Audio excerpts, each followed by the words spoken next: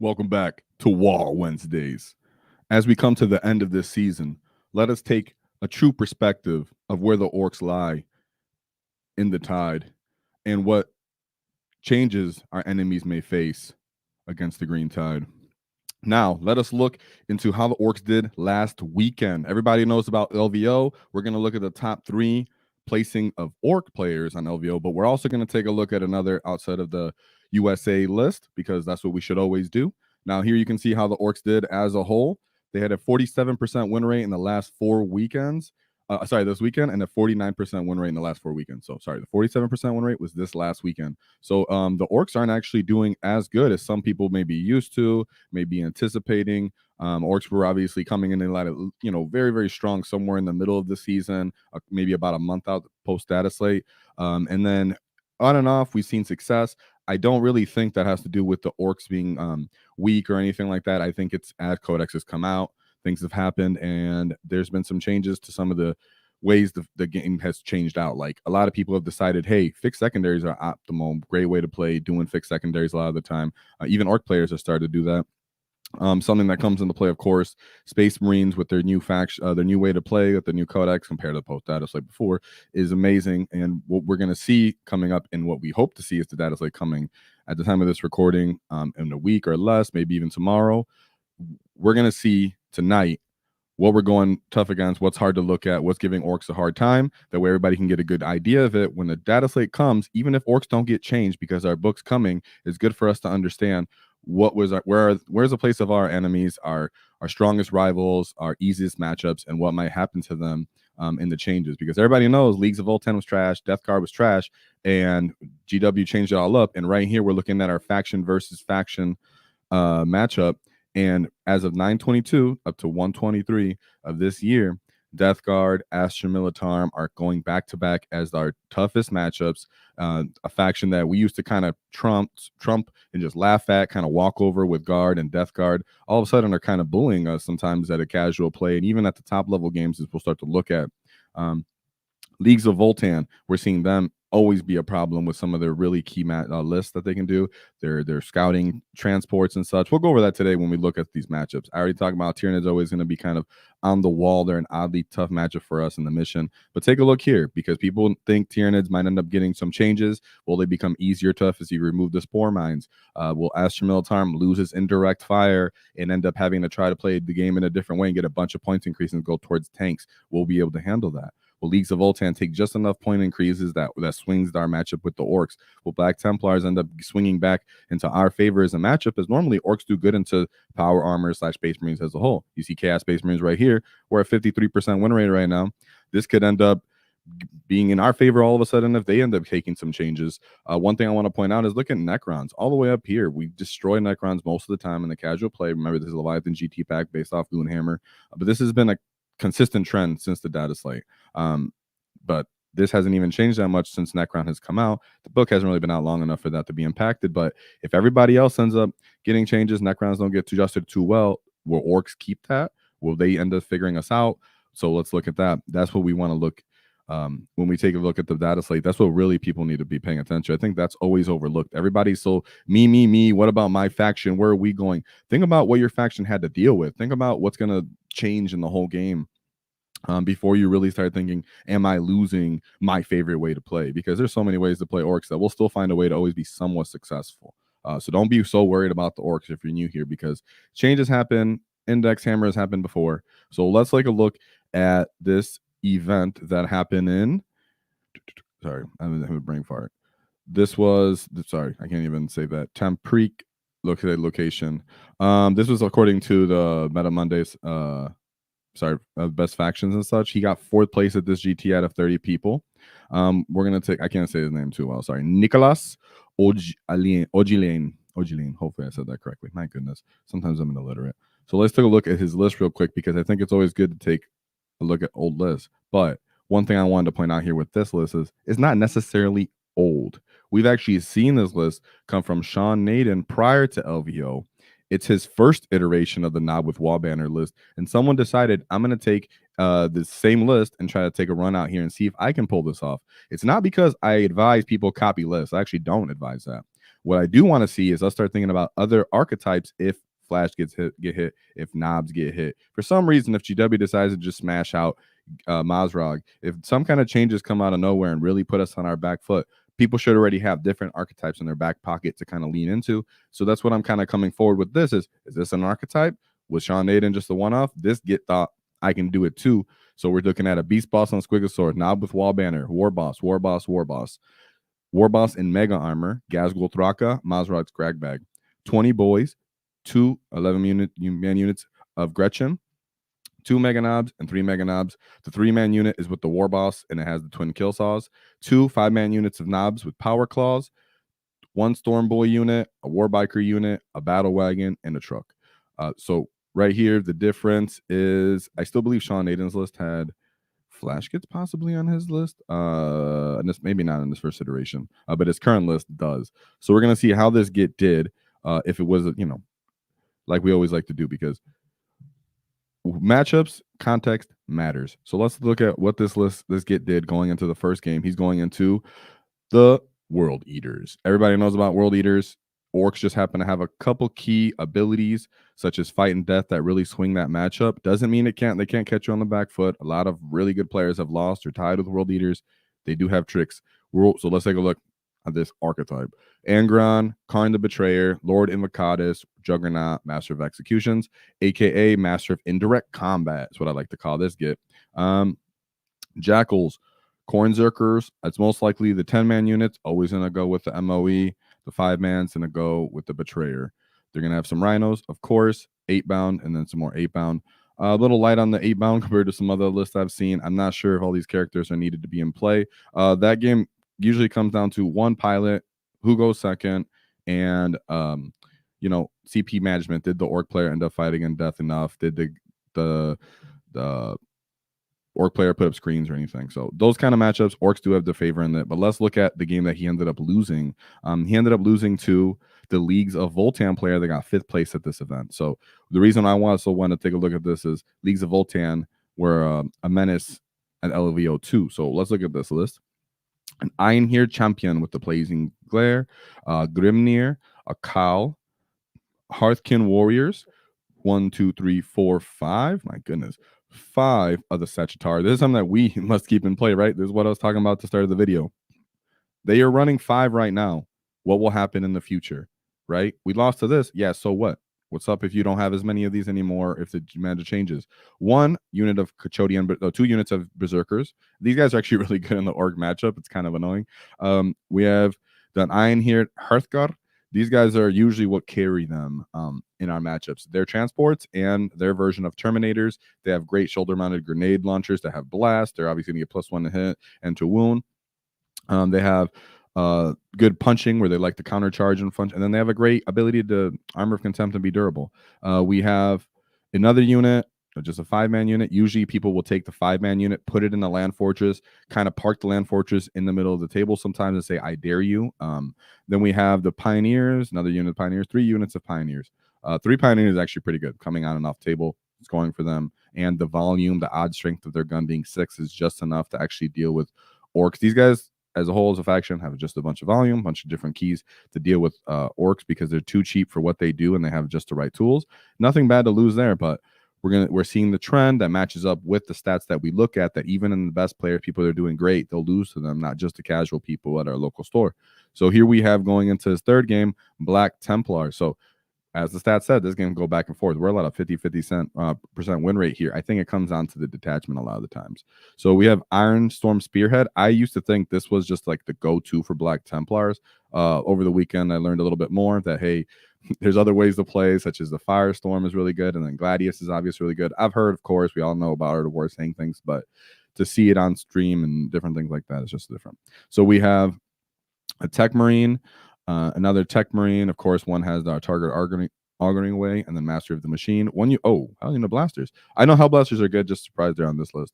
2 units of Inceptors, 1, 2 Scouts, 2 Ballistas Treads, 2 Redemptor Dreadnoughts, Storm Strike Speeder. Okay, these dudes have good abilities. I think it's like +1 to wound, I believe, or hit. And then 3 Whirlwinds. Okay, this guy's kicking it back with 1 Impulsor. I don't think this is out the way to play Black Templars. You're not really playing into the combined force of arms. You're not playing into their best data sheets. You're just taking advantage of the multi-melts here and just hoping it rides you. And Orks don't really care that much about these Ballistas Dreads. 2 Dreadnought Redemptors is just enough that we can just take like throttle to take one down. And then with the Nob with Wall and Mid-Banner, I mean, he can just shut down an objective when he does make the charge with all that OC and tag things that don't want to be tagged, such as that Ballistas Dread that doesn't really do much to work. So not surprised about this. That's why it's good to look into context of, how did he end up doing? Because that was a 99-point game. Yeah, very, very good. Not saying like, oh, it's an easy game. I'm saying when you got the tools, you got the cool tools. So Canoptic Necrons. We all know these are guys that are looking a little bit boogeyman-ish. These guys might getting hit, right? Is GW going to say, no, a bit too many of your Catans? Guys, also remember, in the chat, feedback me on what you think of these lists, what the changes are going to be, because I'm going to take a look at it right after I take a look at this list, what you guys got to say. I was just trying to get into it today because there's a lot with LVO, and I have a nice presentation for you guys that I'll talk about. We have 2 Catans with the Nightbringer, the Void Dragon, Hexmark Destroyer, Technomancer, another Catan, so just triple Catans. Canoptic Doomstalkers with the Reanimators, Scarabs, and then 2 Bricks of Wraith with 2 Tomb Blades.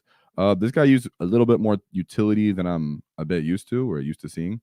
I know these Doomstalkers, I believe these Doomstalkers, if I'm not mistaken, when they sit in your deployment zone, then they can kind of get fire support with rerolls and such, so it makes them pretty good for that. And I think they were watching 5s.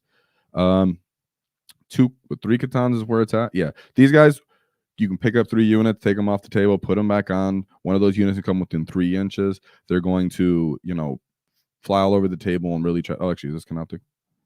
Yeah, this might have been. I might have got that switched up with the other one. Sorry, I'm just going off too fast right here. Sorry about that. This was the Necron. No, this is that one. Sorry. Yeah, brain fart guy's going too hard here. As for how Orks feel going into this matchup, as we're going to see over this weekend with all of our lists, Orks actually do fine into Wraiths and Catans for the most part. We have a bunch of different ways, and the Nob with Wall Banner and Makari's ability is actually one of those ways. Being able to get lethal on top of sustain, popping Unbridled Carnage to now get that on 5s is a great way to overwhelm a Satan or Saitan, a Catan. Even with boys, just a big unit of boys, it really helps with that. If people I've also seen the tech where people use a beast boss on foot, typical guy, and then they add 20 beast Snagga Boyz to that. That's another tech piece that if you do the same ability in Makari's ability, you'll be able to re-roll that hit roll and fish for even more. So if you're really looking to punch out a dragon or a Catan, take that into consideration, because that's what most likely could have gone into this play. Not only can you hold the Catans in their place and out OC them, but you can even throttle on the wall and tear one down, which is boys punching all over the place. And this list doesn't really come with the volume, even though it does have the race. Again, Makari's turn, when you that wall go turn, race aren't used to being punched out. Necrons aren't used to being punched out. And people like to say, Makari's ability is a win more ability. I like to argue it's not. It's a more assured chance that the wall does what it's supposed to do, actually. If the wall flips, if the wall whiffs, you're going to lose that game almost undoubtedly, because that's what all the Orks kind of rely on for their entire game. That's all of our game ability is all revolves around the Waaagh. So that's why you've seen at these more recent events that they're starting to really lean into gas, because as people have become more durable, as people have become more killy, and they're standing and they're challenging you in the middle of the table with fixed. They're saying, I'm going to meet you here. I'm going to fight you. You understand as the Ork player now, well, I'm going to make sure when my Waaagh goes off, it really goes off. And that's where the actual Necron players really, really hate seeing Makari and really, really hate seeing Orks, because between a bunch of different data sheets, like I said, with Squigs even, that weren't on this list as much, but still, you can just go off, Flashgitz, stuff like that. So even if Necrons don't get a change, don't be scared of them necessarily. We're one of the few factions that might actually get a huge boost, because if everybody gets brought down, Necrons beat them up, we eat Necrons, kind of a weird predation thing. So going into his last game, he went into all the rubrics, T-Sons.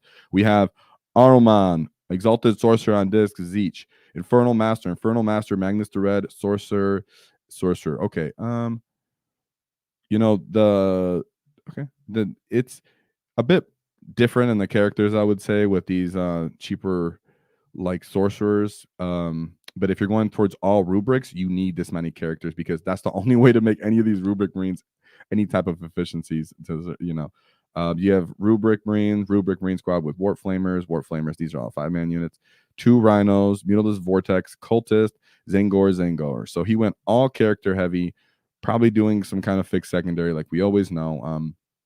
Don't have the bricks, don't have the shots. I don't see that being a necessarily hard matchup. Nicolas just ran that boy over with the 99. So keep that in mind. Across the pond, someone decided I seen Sean Nayden, and I challenge you, Sean Nayden, to attempt what you did with your old version of that list.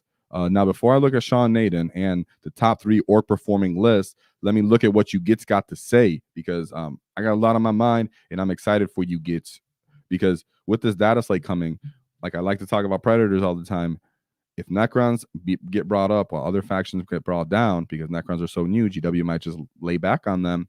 Orcs might stomp out some of our enemies. Our enemies might get stopped out by the data slate, and then Orcs just rise up. Even if we do take a little bit of nerfs here and there, there's other archetypes that have been shown on this channel that have success. I promise you. So there are easy, direct ways to play and the best ways to play. But the Nob with Waaagh Banner, the Death Killer War Trike, Mega Nobz, we've been talking about those literally since the data slate. And now we're seeing here at the end of this season, they have come to fruition. That just means, hello, here's some more archetypes. So let's look at what y'all got to say, because we got a bunch of whoos in the chat. That's what I'm talking about, boys. Let me get them orc boys in the chat emojis. If you guys really got some gifted memberships from Eco, let's go, boys. You guys need to use those new gifted memberships you got. For John, thanks for the gifted membership. You guys need to, for receiving it, put some boys in the chat. You guys got some new emojis. If you're a member, go ahead, pop some grats, pop some death dreads, whatever you guys like to see. But let's see some heads in the chat, because this is what's going hard. Let's see what this chat.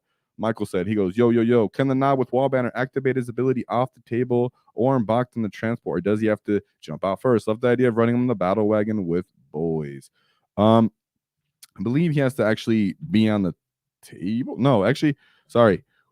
To answer your question, anyways, loving the idea of running him with 20 boys is exactly what's happening here. That's exactly what Sean Nayden's doing here. When he's there, can you activate his ability? I believe so, actually. I don't know why I'm questioning it now. Sometimes on stream, guys, you know, your brain can fart. But yeah, that's actually how he's been run, because that's how Sean Nayden's been running him. So it's funny you said that, because that's the first list we're gonna go into. And I appreciate you guys running all the grots, the squigs. Wow. Oh, wait, what do you guys say? Guys, Squighog Boyz don't walk through ruins. No, but actually what they do, cavalry, according to the rules, you can go over ruins. You just can't end on top of it, just so you guys know. So if you roll a ridiculous 6 and the very end of your squig has to go over a ruin according to the rules, you actually can with cavalry, but you cannot go through ruins. Neither can swarms, which is something that's going to come up later in this conversation. And you're thinking, I want to try fixed secondaries. I was thinking mega armor heavy list with triple weird boys, using grits and trucks to cleanse. You know, you don't even need triple weird boys if you're going to do fix, just so you know. 1, some storm boys. 2, maybe as a backup if you don't want to run storm boys. Mega Nob heavy list can do good. You're just going to have an issue with volume, because that's what you're lacking as a Mega Nob. So let's take a look at Sean Nayden's list, because speaking of the battle wagon and 20 boys coming out of it, that's exactly what just happened here. This is Sean Nayden's new revised list, different than the one we just looked over, which was his old list that was probably like a month old or so. And here we see one of the channel favorites, a Death Killer War Trike in Super Cyborg body. Everybody loves that. You get a T6, 5-up info, 4-up feel no pain, auto advancing 6. I believe it's 3 OC actually for him. And he's 95 points. Tell me what's more durable than that for 95 points. Some people run him solo. Some people stick him with a unit. I believe Sean, because you can actually see the Game of War games live. I believe he runs them with the unit. Yeah, I believe he was running them with the unit that time, but I've seen people run them alone and then just act as though they're an individual biker unit when they go to do secondaries or just blob people up.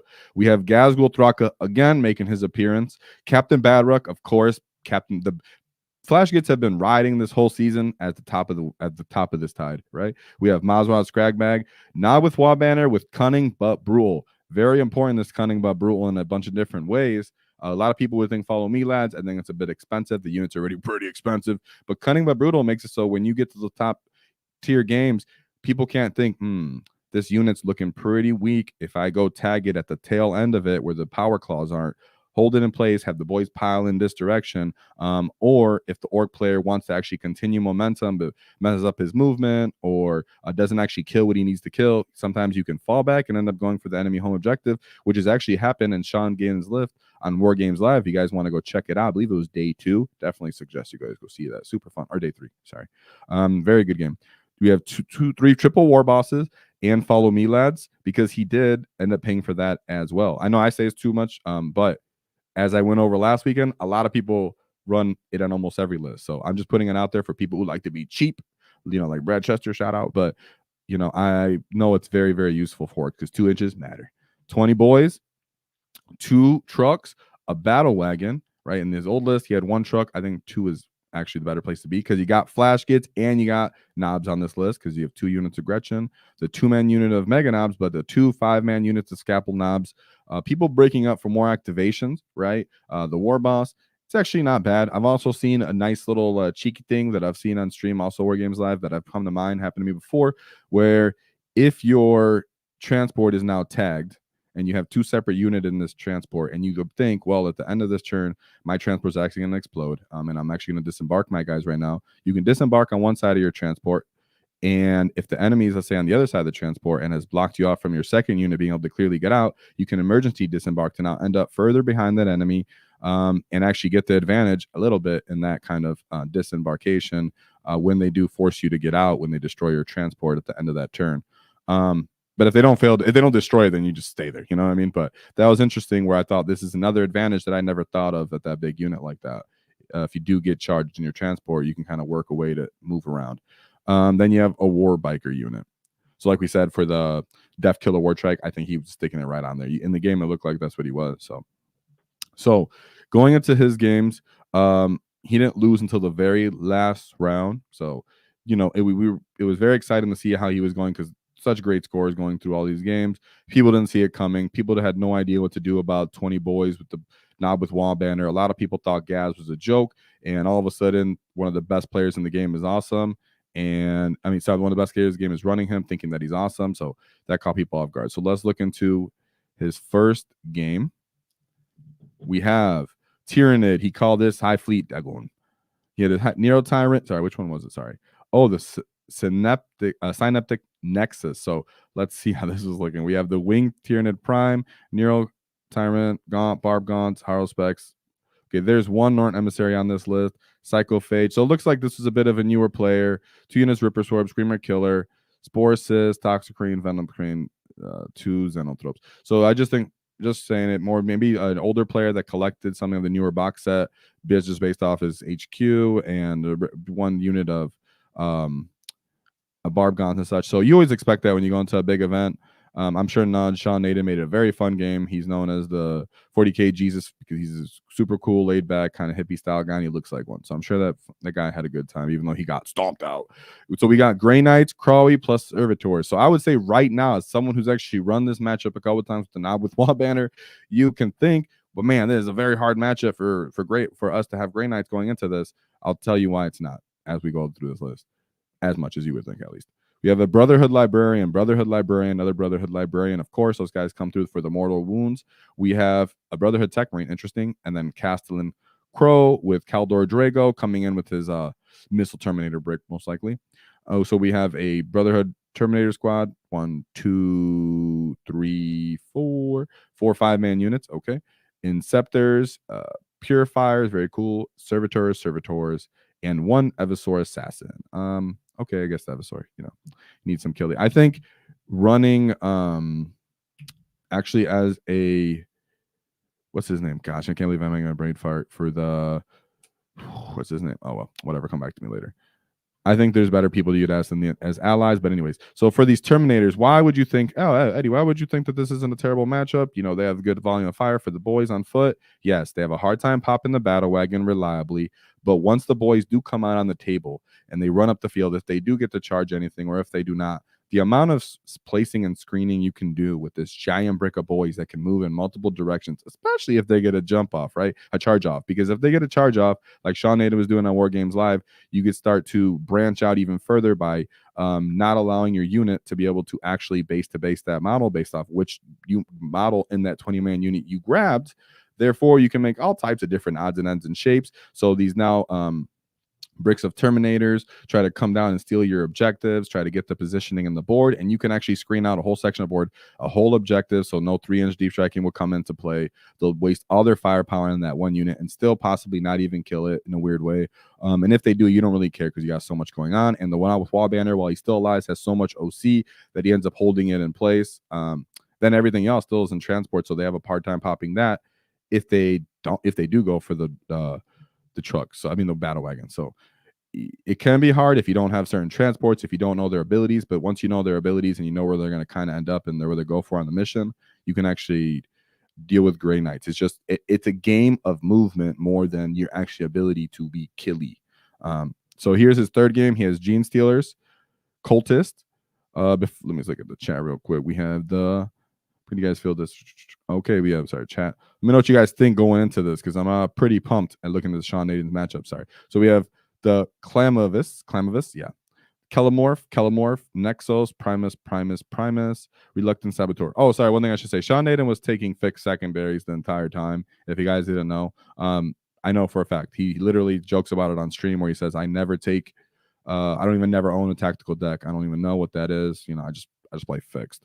So for the most part, he will do cleanse, homers, and then go for something killy like assassinate. So right here, when he looked at this, he was like, well, I'm just going to score everything I can on here. Acolyte hybrids. Some more, my goodness.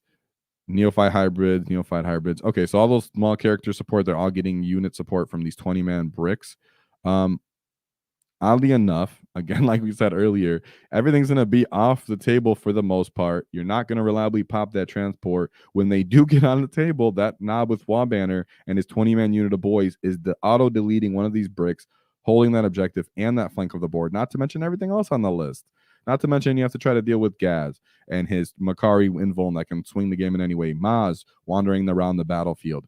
Flashgitz, when you come in off the side of the battlefield, if you've already disembarked them, knowing that the Nob with Waaagh Banner guys are probably going to bid a bunch of detention. Guys come off the side of the field, you start shooting them up. Oh, the game's horrific. You can even kill multiple units with just one unit of Flashgitz because they're T3. So the game can get pretty crazy out of hand with someone who's as skilled as Sean Nayden.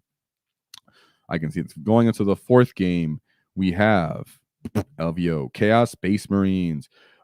We have 3 Chaos Lords, a Dark Commune, another Dark Commune. Oh, triple Dark Commune. Here we go. I want to see what's in here. We have Legionnaires with the Mark of Slaanesh. I believe they give lethals or sustain that they get to get, right? As we have Legionnaire, Cultist. Here we go. Okay. Cultist. These are where the icons are chilling. We have the Chosen. Sorry, that's the icon. The haven't read the Dark Communes. These guys were interestingly enough, Orks do have great profiles into them, and their strength 2, or damage 2, or good volume, even our bricks of punching. So they hate to see us. Most of the time, these are very problematic units. They're not problematic if you can get a 20-man units of boys into them with lethals, even if it's 2 different ones. It becomes outrageous. And that's what people don't expect. They're like, what? You get 100 attacks from that unit? What are you talking about? We get Chosen. We have a Forge Fiend called the Parrot, and then triple Rhinos with the Nurgling Squad. This looks like a very strong list, in my opinion. This was very much Sean Nayden going into his deep, dark inner webs of understanding chaos and understanding that his brick of Nobz, once it does get delivered, can actually disgustingly dig out one of those or 2 of those accursed culted units, hold the position, possibly take them on the counter charge because they don't have enough volume in the shooting on this list. Legionnaires are doing nothing but getting picked up in skirmishes. So even though that's a pretty meta strong list, that's not going to go his way. So that was his game. I believe in the Justin Moore, right? Yeah, okay. Into his 5th game. Now, this is the game that was actually on War Games Live. I don't want to super waste it because I want you guys to actually enjoy watching it. But I do suggest you go to War Games Live and actually watch this because you can learn so much about etiquette, about being humble and still being a highly skilled player, managing your time and understanding which questions to ask. So and understanding that even at the top levels, people forget rules and ask each other silly questions. So don't ever feel bad about that. So here we got his Primaris, Black Templars, Gladius Task Force. We have a captain with honor vehement, High Marshal Helbricht, super annoying character, throws off mortal wounds, super fighty, gets amplified his fighting capability by the unit he's attached to. Amazing unit to fight on death against. so I'm just saying. Judiciar, Librarian, Emperor's Champion. Oh, sorry, or Flash Get Up. You know what I'm saying. You know what I'm saying. We have a Assault Intercessor squad, Centurion Devastator squad with their twin missiles. Okay, their firepower. Sorry, twin fire cannon, their missile launcher. So I was just looking at the ranged weapon kind. Another unit of Centurions. I actually like to see that. I just think it's cool. I don't know what your players think. Centurions have been trashed for a while.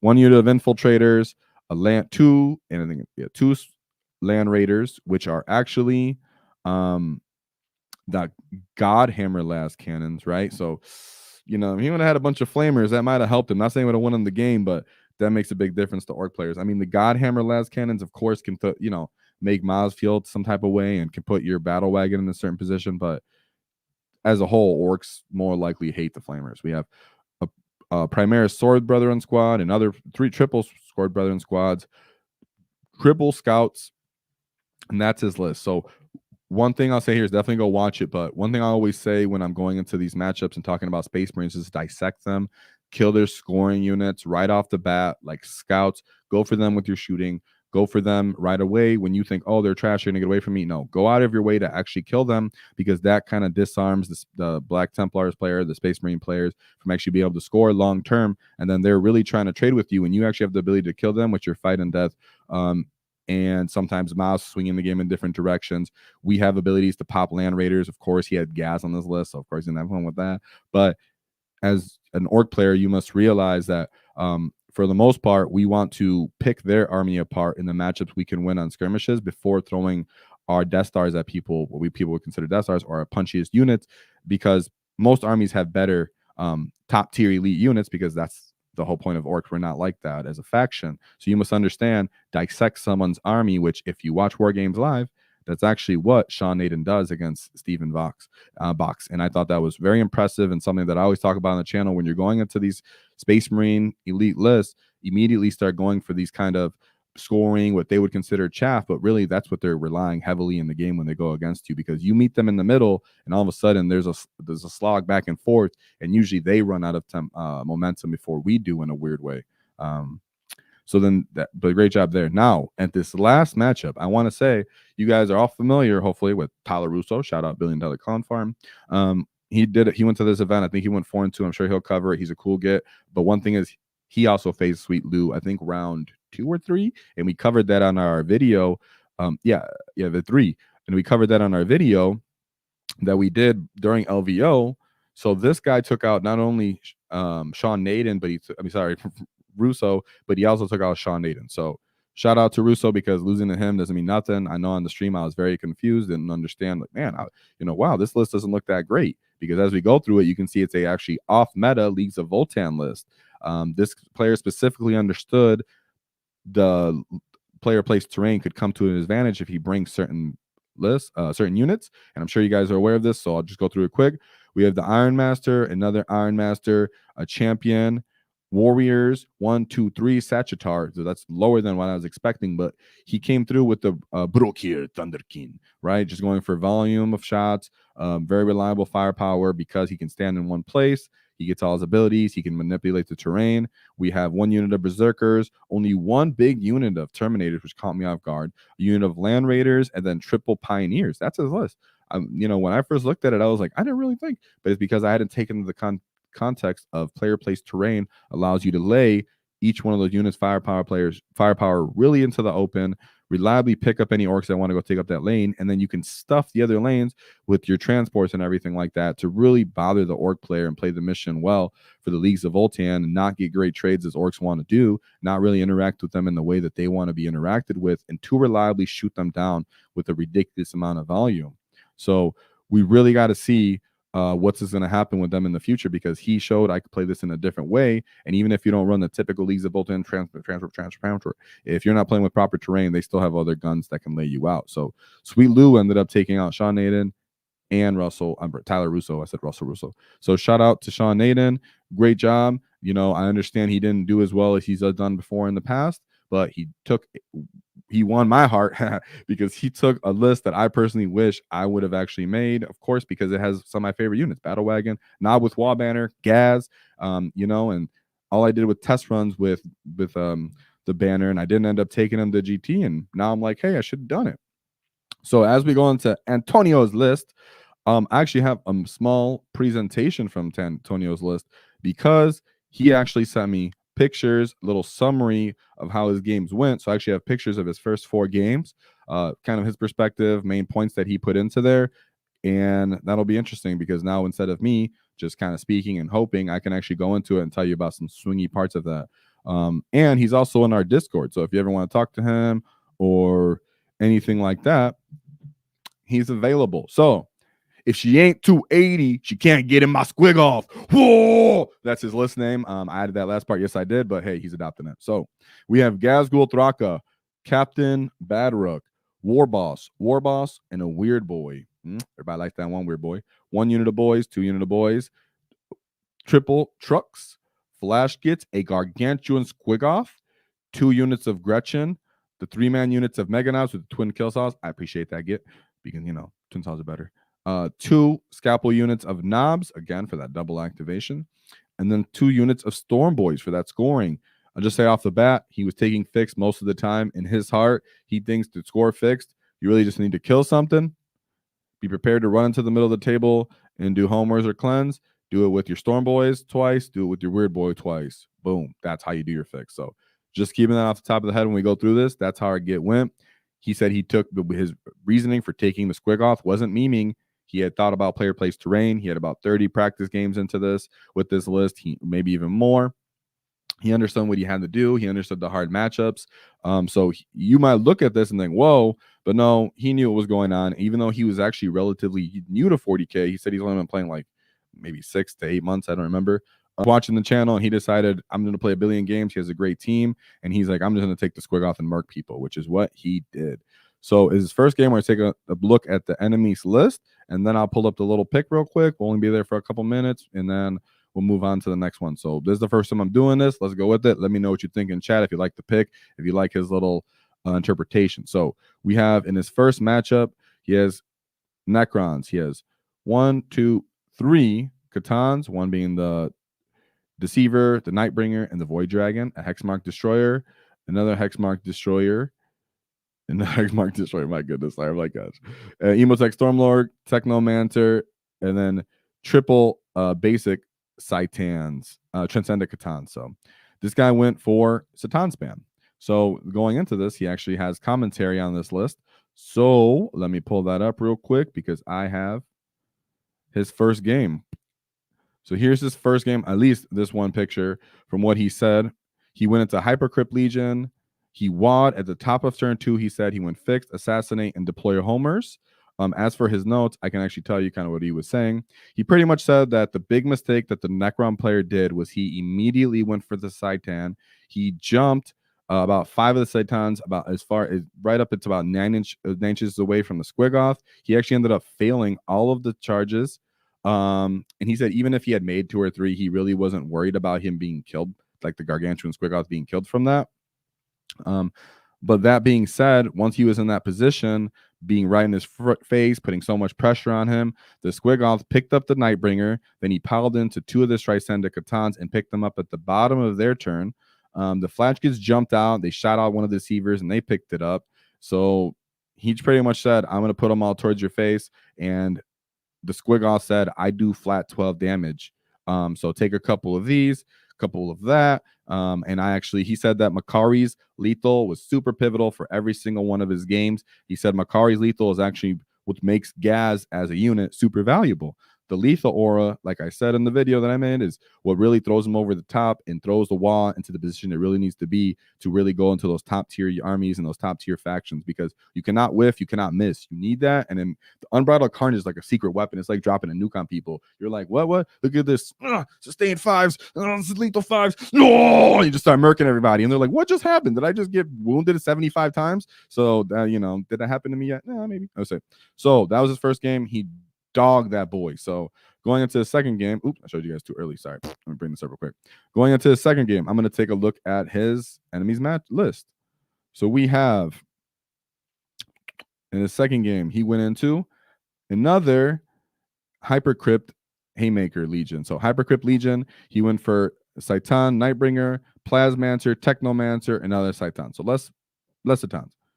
An Immortal, 2 units of Swarms, a Canoptic Spider unit, 1 Wraith unit, just 1 brick, a Death Mark, 2 Death Marks actually, sorry, a Doomsark, Flayed Ones, Locust Destroyers, and the dreaded Monolith.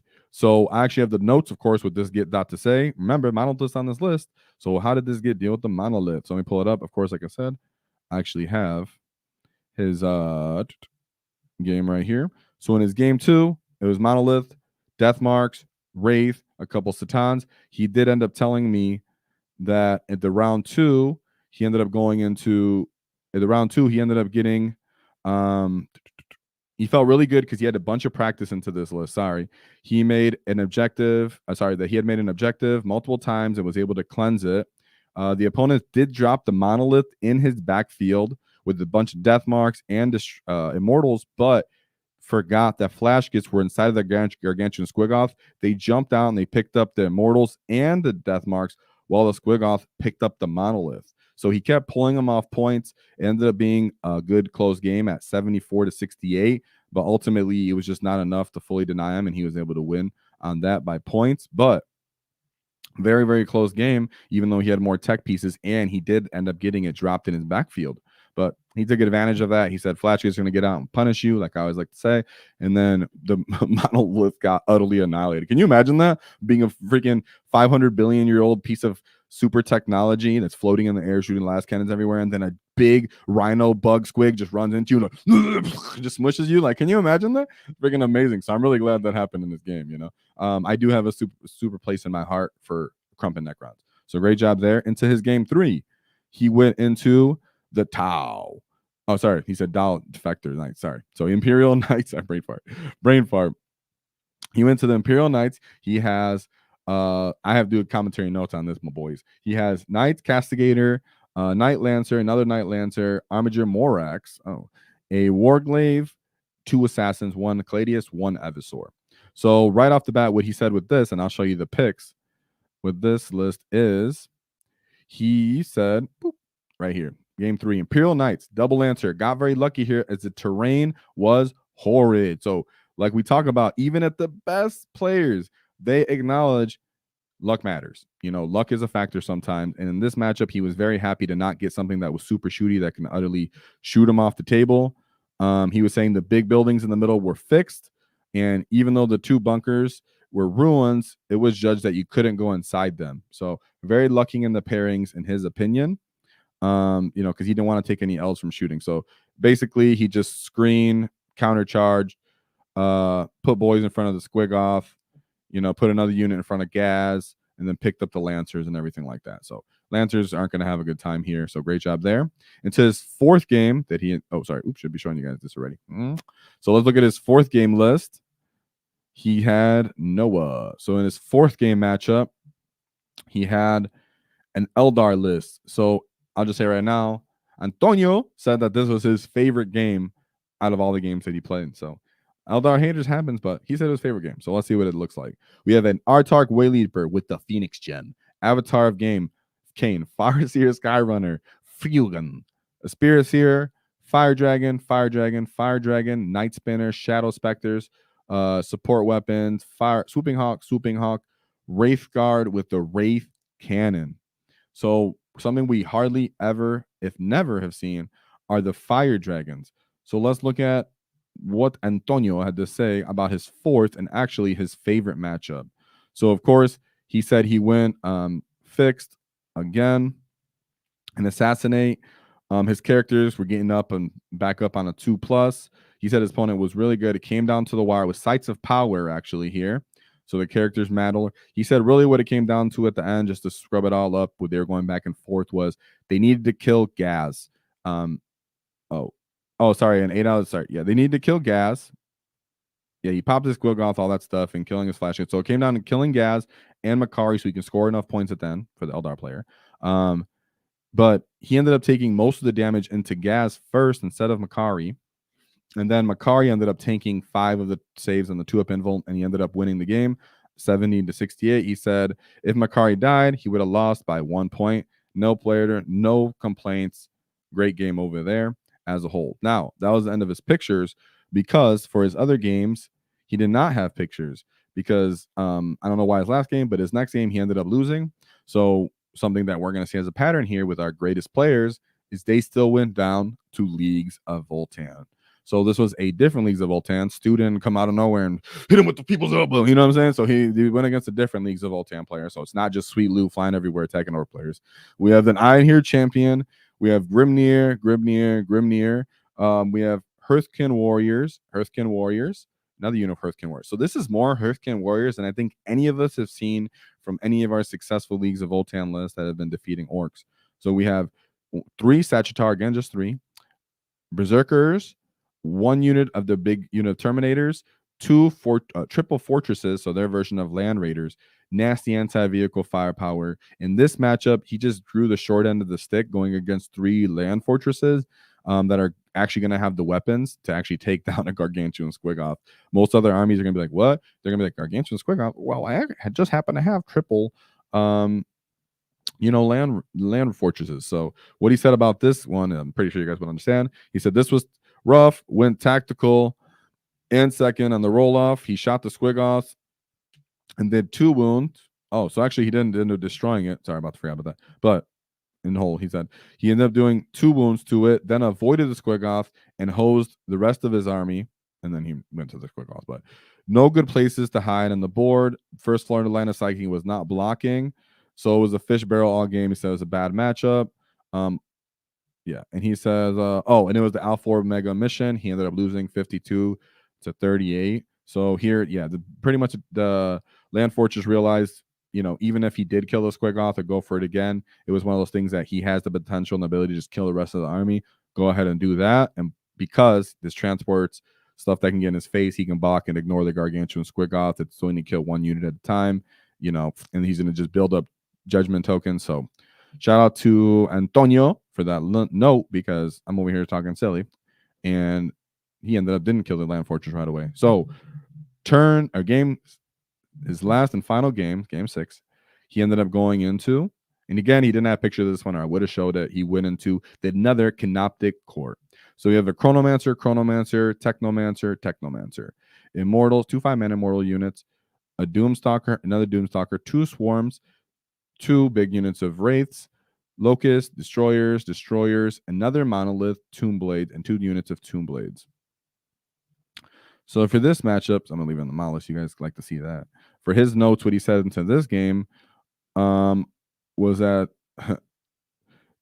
dude was super upset that he went clones, and so would he. Super upset. He did cleanse and deploy, and so did he. Wasn't able to cleanse a few times. I was out seeing him, and he also was sitting back waiting for my Squiggoth to pop out. I didn't want till turn 4. Super close game, but I pulled it out 98-92. Opponent just sat back for too long. So that's interesting how that happened, right? The opponent was so focused on the Gargantuan Squiggoth, and imagine the kind of patience and understanding Antonio would have to pull a turn 4 Waaagh, because that's what he said, a turn 4 Waaagh. I would have never guessed that. I've done turn 3 Waaghs. I've never done a turn 4 Waaagh. I've seen a turn 4 Waaagh once against Imperial Knights on War Games Live, so I definitely believe him, and I understand exactly what he was saying, because there's a War Games Live game, I'm sorry I can't reference it, where an Orc player went against Imperial Knights, and I seen the exact same thing happen when Imperial Knights was so scared. Player stayed back, and the Orc player just said, I'm going to keep you at bay, knowing my threat range, knowing what I can do when you get close. And the Necron player, probably knowing the Orc potential to kill him, tried to eke it out at the end, and instead he ended up losing by 6 points. So thank you very much, Antonio, for that.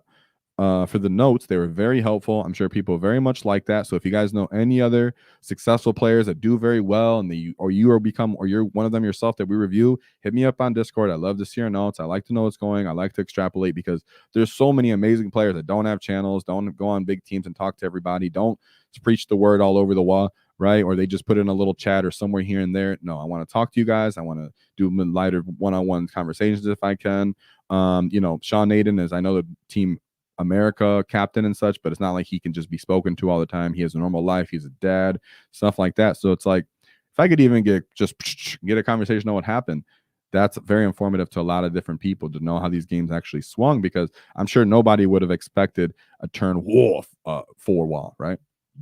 So last and certainly not least, we have Brad Chester here. So I'm gonna look at the chat real quick from you gits, from what you guys got to say, how you guys feel about that. Got to get the numbers up, lads, in this war. Whoa! Don't worry, it's the rise of the green tide. Don't worry, we'll get there, you boys. You know, this is going to be awesome. And I appreciate you for that 2-month membership. Shout out, whoa, to the Commissar Ork. I appreciate it. The Ork Commissar, excuse me, Magit. So I appreciate you greatly. Very fun to see those. If you guys haven't used them, go ahead and use those. If you've been gifted memberships, you guys get your shout outs. Love to see it. I love to start yelling and doing a bunch of different things. So don't worry, I'll get the chats. If you guys asked anything, I'll get right to it. I'll reply. I'll answer any of your questions, because it's what I love to do, and that's what I'm part of here for. So let's look at Brad Chester's list. He was also on War Games Live. He did end up losing his 4th game to CSM on War Games Live. And we can actually talk about that, because I have a couple little things I want to say that I know Brad will never himself, you know, say, because he doesn't want to complain or anything. But I notice things, and War Games Live called it out too. But it's for other people to know that this can happen to us. So be aware. So game 1, it was Thousand Suns. Please help. I do not want to play with all these flamers. Okay. Well, GW might help you tomorrow. Maybe. So we have Armand and Diskanzich, Exalted Sorcerer, Infernal Master, Magnus Red. Oh, a bit different. Rubric Marines, all up the board. Sorry, I'm going to scroll here. Moodaless Vortex Beast, a Forge Fiend. That's new. I mean, he tried. Flamers, Challenge Changelings. Okay, Orcs don't really have a hard time there. Sorry, we're going to get through that one, because you guys know obviously we've seen too many. Hopefully, his T-Suns will change up soon. We have Blood Angels. He called them the White Angels. We have Apothecary Biologist, Lieutenant Combi, Tech Marine, Big Aggressor Brick. What was he playing here? Sorry, I should have looked. It was a Gladius. Okay. Aggressor Brick. Assault Intercessors with Jump Packs. Centurions making an appearance again. Inceptors. We have a Land Raider with, there we go, the Flamestorm Cannons. A Librarian Dreadnought, of course, is very cool.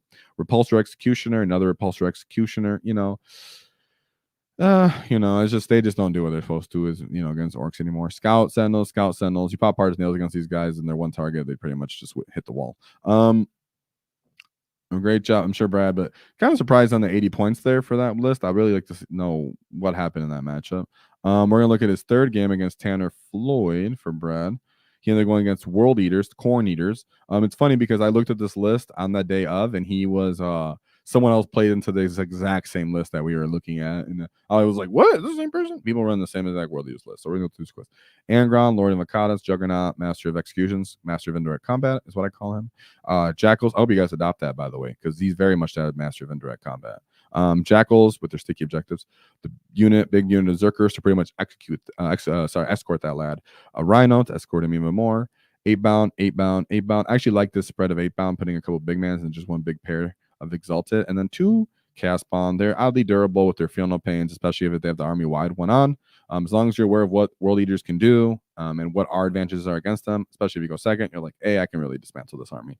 Now, going into Mahmar Soli, what I want to talk about here is, very interestingly enough, if you can go watch this on War Games Live, this was definitely on day 2. There's definitely a day 2 stream at the beginning of it. This game was very cool because both players were very kind to each other. They were super, super respectful and honest. There was a time when Matt Muller solely straight up told Brad, you should have more guys in that unit. They were like Nobz with Warboss. So that means he was making sure that Brad had the correct amount of guys in his unit still, because Brad was missing one. And that's something that people would just let happen sometimes, at RTT or whatever. They're like, oh, now I have one less guy to kill. Matt Marsoli's like, nah, I need to win this at the cleanest way possible. But with that being said, at turn, I believe 2, when Matt moves through terrain with his Nurglings, and he did charge this truck that was there, of course, with his accursed cultist as well, and really he ended up wrapping Brad's truck. Just so you guys know, swarms cannot pass through ruins.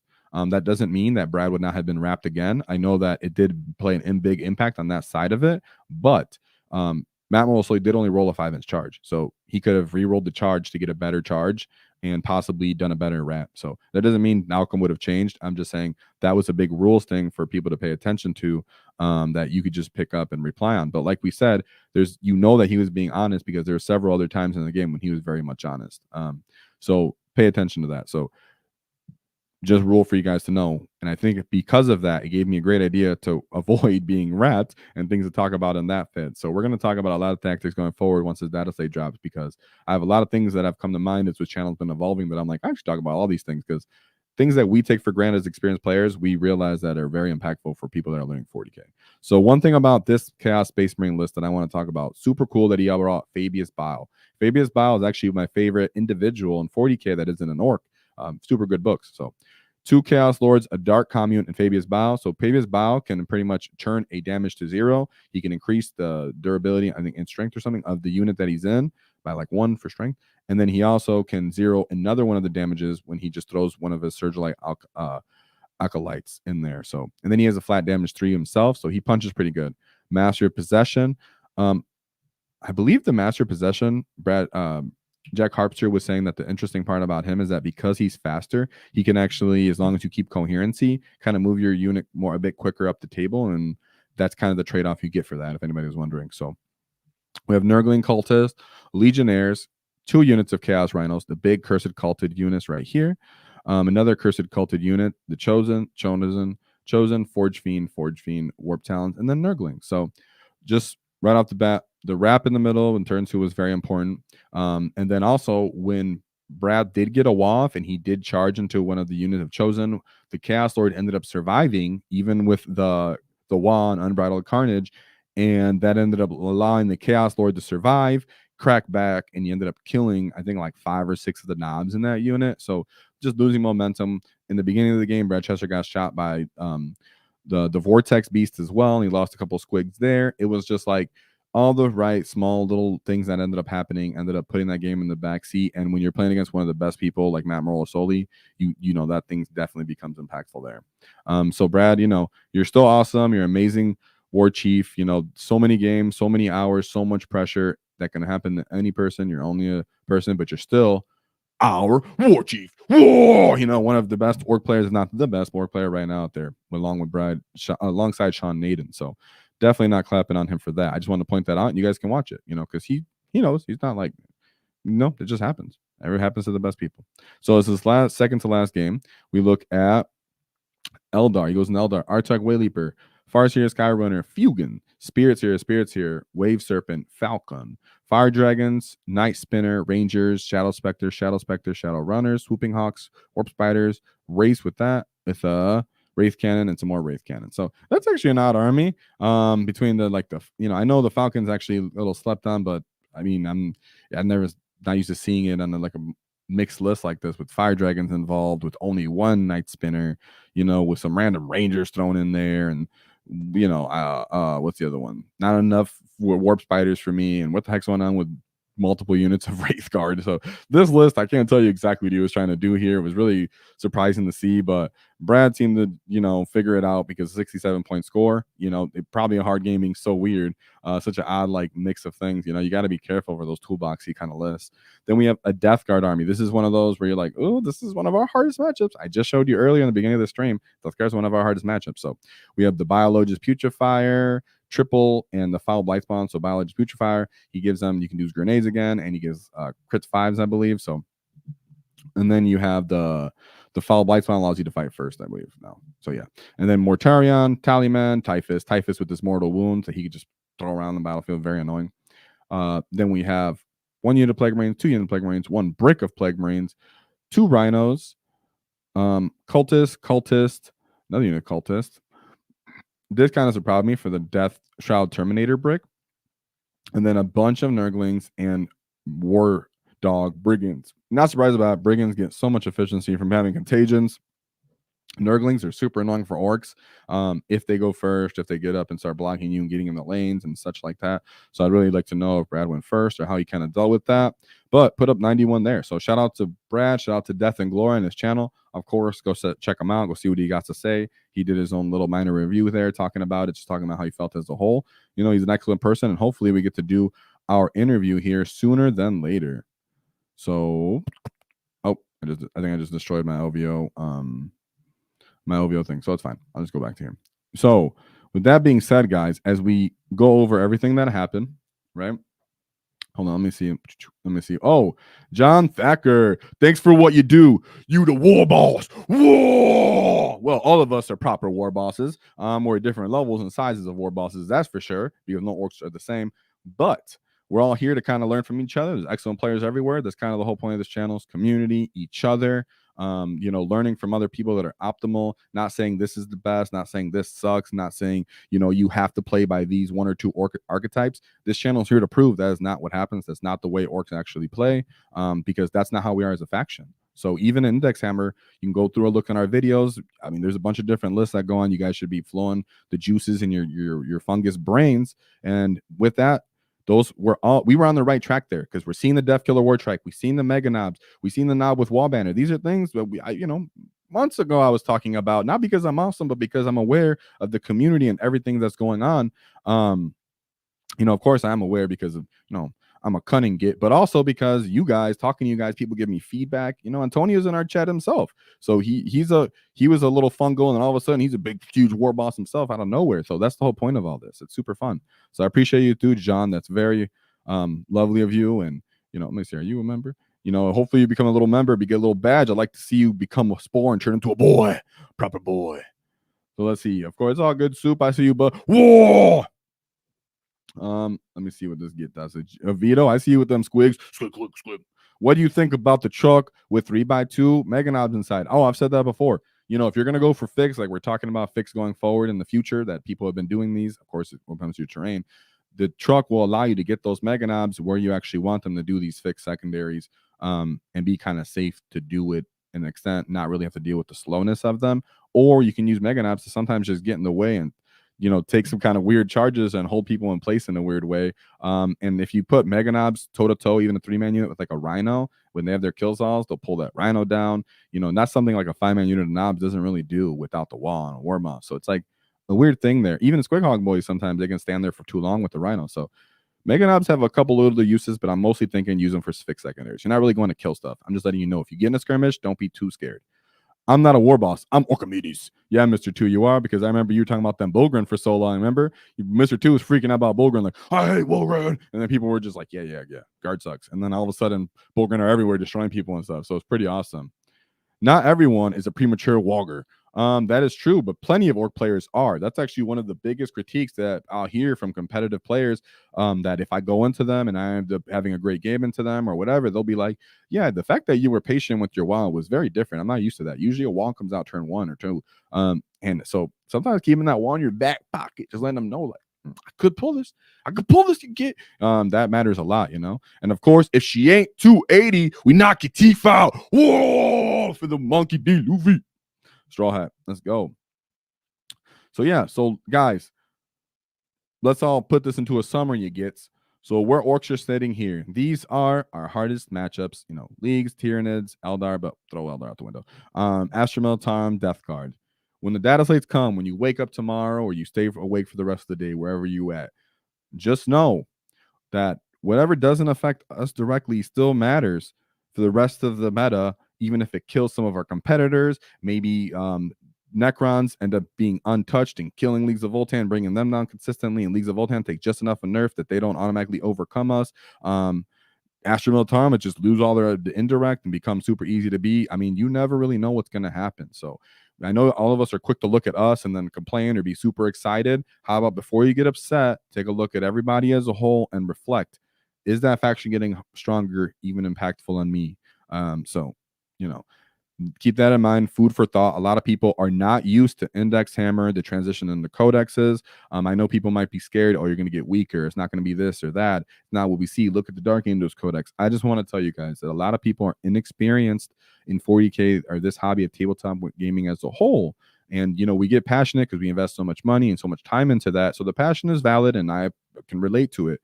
But I want to advise to be patient and to be cunning, because in reality, it's all perspective, and hindsight's 20/20, and people can go back and say these things are not good for the game, but most people hated power creep more than anything. So if GW is bringing things more down into line, more reasonable, that's actually better for everybody, because then we get more toys that we have available to, more models that we have available to, instead of sticking to the top. I can only play this game to compete, because now that everything's super elite, I can't do it. So I'm not saying what GW doing is right. I'm not a shill by any means, but relax, because Orks are one of those factions that we can enjoy 40K in so many ways and with so many different models that we kind of are a little like numb to that kind of stuff from GW. They have to go out of their way to attack us for us to really feel anything like that. So as an Ork player, feel very confident whenever data slates come. Feel very confident in your faction no matter what happens, because that's just how Orks roll. You know, in the far-fetched future where there is only war, Orks are the only ones having a good time. You know what I'm saying? So that's how it should be the whole time in your hobby experience. Be that player that no matter what, for the people around you in the data slate, going into your local hobby store, wherever you may be, talking to your friends, be the person that is representing our Waaagh correctly and our faction very well, that we're always having a good time. We're just here for the experience. GW can't hold us down. We can hobby, we can paint. You can come yell at me. You can talk to me. So, you know, that being said, make sure if you're in the Discord, you guys at me, you know, because some of you guys be forgetting. Sorry, let me go to this chat right here. Airsoft Sniper. Do you ever see Stompa being any good? He was actually good at the beginning before they did certain changes to Titanic. So if for some reason GW goes out of the way and makes Titanic like not as nerfed, he could become good again. If he drops in points, he could be interesting. And, you know, I've played with him. It's not that he's not unplayable. It's just that when you get to like RTT level, people for the most time in the meta right now have a bunch of anti-tank weapons. So could you play him casually with your friends? For sure. Would you play him at RTT? You might win one game, you know, but people are built to kill you right now. There are ways for him to be good. He has been good before. And he goes, actually, we can draw since AAA round is an adopter of the Gargantuan Squiggoth. There we go. So yeah, I appreciate that. So all right, you get. And last thing is, be positive. We got this. The Orks are awesome. We're having a great time, you know, and Adepticon's coming. If you guys are going to Adepticon, hit us up in Discord. I'll meet you gets there, because there's always one thing to keep in mind. Is don't cross a wall, because we knock your teeth out. Whoa!